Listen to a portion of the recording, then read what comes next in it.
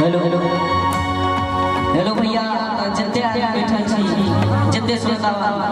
आ सबके दोनों हाथ जोड़ के सर झुका के गोर लग रहल छी। एना सर झुका के किया गोर लगलो से अखन ते बता दे किया ई भैया कहै छला जे एना के गोर लगे छै तो हम सोचलिए ई सब लग के गोर लगे है तै दुआरे हम अपन दिल से प्रणाम करै छी और अहाँ सब नहीं ताली बजा के दिल से आशीर्वाद जरूर देबै। चलो तो शुरू करा जाए। जो ढाई छै छौरी जो ढाई छै जो ढाई छै छौरी जो ढाई कोके सावन के सोना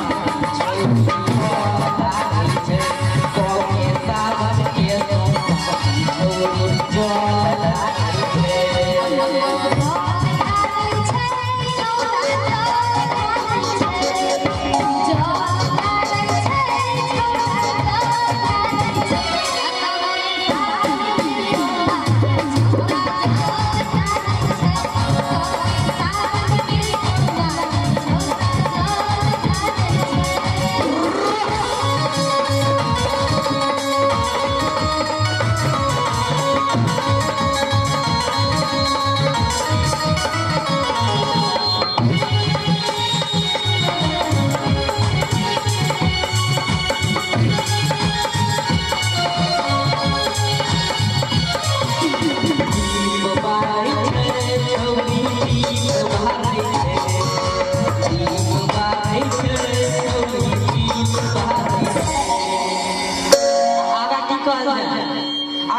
के सावन